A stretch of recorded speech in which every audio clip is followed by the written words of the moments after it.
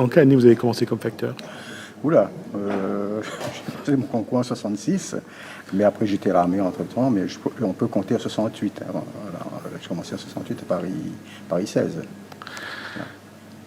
Comment, entre 1968 à, on va dire, les années 90 déjà, comment a évolué ce métier? Ben, il a évolué surtout par les réformes qu'il y a eu de la part de la direction des PTT dans le temps. À chaque fois qu'il faisait une réforme, c'était pour reprendre quelques droits qu'on avait. Et bien sûr, ça a évolué. On peut citer quelques exemples. Le facteur, avant, il allait chez les gens. Il allait porter la lettre, etc. Les mandats, l'allocation familiale, les pensions de vieillesse. Aujourd'hui, tout est viré. Ça, c'est pour exemple. Maintenant, la poste elle-même, la direction, elle veut, dans tout le temps qui est passé, elle veut diminuer la masse salariale. Et pour diminuer la masse salariale, ben, elle fait des réformes. Elle fait des réformes. Et là, c'est sur le dos des facteurs, des agents du guichet et surtout le personnel. Voilà. À partir des années 90, on va dire juste avant, on va dire des années 60 à 90, le facteur faisait presque partie de la famille,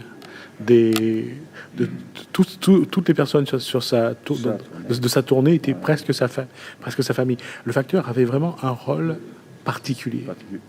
Oui, effectivement. Ben, on était un peu les confidents et aussi, il fallait rendre service, surtout à La Réunion où il y a une population qui était pas très informée.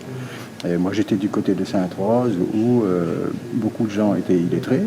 Ben, il fallait tout remplir, il fallait tout, les papiers de sécurité sociale, les mandats d'EDF, tous les paiements qu'ils avaient à faire, que ce soit les cécités ou autre, c'était le facteur qui remplissait les papiers. Et ça crée quand même un lien assez très très proche. Et je vais vous dire, depuis 2002 que je suis en retraite, même maintenant, je suis encore accueilli comme il faut là-haut. C'est ça qui est étonnant, c'est la place qu'avait le facteur. Le facteur payait la facture d'eau, amener les mandats, récupérer, livrer les colis de la Redoute, de Trois Suisses. Vous aviez quand même, le facteur était vraiment impliqué dans la famille, dans la vie de famille. La vie de famille, oui, bien sûr. Et disons que il y a pas seulement ça, mais disons il y a aussi le fait on causait. Tout le monde avait un souci avec qui il pouvait raconter, décharger son cœur, c'était le facteur. Alors on était au courant un petit peu de tous les malheurs. Assez souvent, on apportait des solutions en parole, bien sûr, comment faire, comment ne pas faire, etc. Mais maintenant, après, beaucoup de choses restaient sans solution. Parce que là où j'étais, moi, il y avait quand même une grande misère.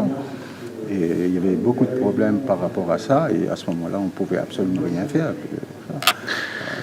Je me souviens également que le facteur avait droit à une part de gâteau d'une communion, d'un mariage, avait droit à une boisson, Non seulement on avait droit, on était invités. On était invités au mariage. Oui, ça c'était clair. Mais si vous voulez, c'est peut-être pas à dire, mais enfin, moi-même, je transportais les marmites de Piton-Saint-Roi jusqu'à Bois-Blanc. Je transportais le lundi matin, il fallait faire le contraire, parce que voilà, c'était rendre service, on participait un petit peu aux fêtes, mais bon. Vous étiez vraiment dans la vie de famille, je disais. Oui. C'est pour ça que même aujourd'hui, quand je vois des gens là-haut, je sais pas, je suis accueilli, quoi. Je suis vraiment bien encore. Vous restez. Ça fait depuis 2002 que je suis en retraite. Vous restez un membre de la famille. Je dirais un membre de la famille. Et pourquoi je dis ça? Parce que aujourd'hui, le facteur n'est plus ce qu'il était, n'a plus le même statut qu'avant. Ben, disons que moi, je vous dis, par rapport aux réformes qu'il y a eu, il n'y a plus le contact direct, c'est-à-dire qu'on allait payer, par exemple, un mandat, on rentrait, on causait, on payait les allocations familiales, c'est pareil. Il y avait un temps, on rentrait dans les cours, il n'y avait pas de boîte à lettres.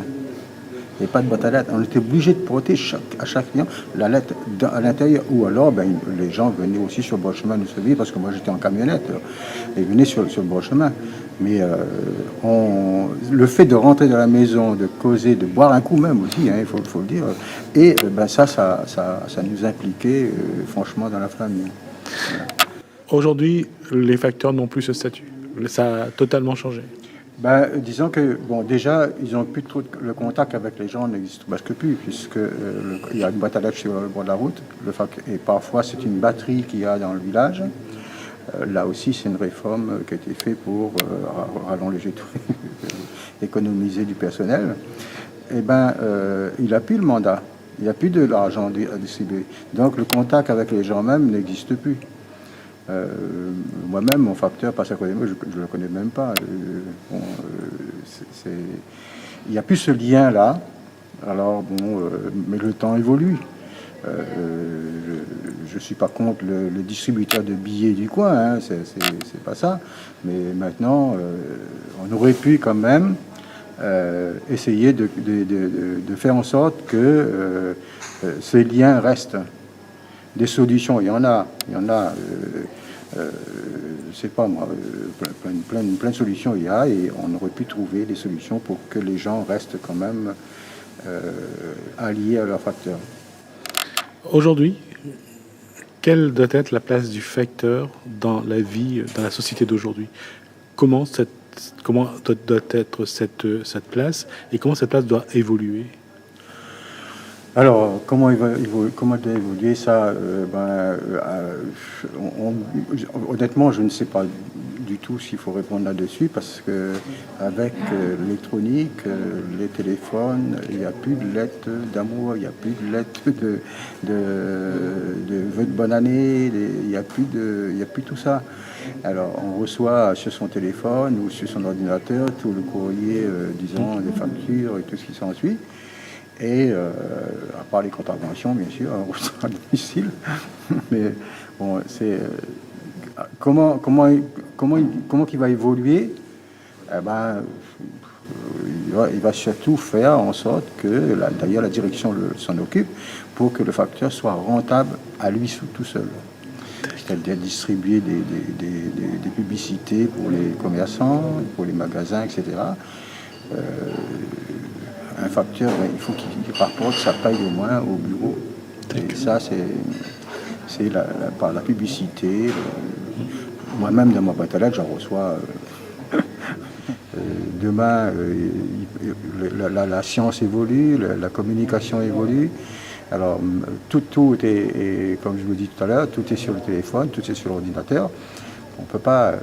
Il y aura le facteur, il va être presque invisible, quoi, si on peut dire. Voilà.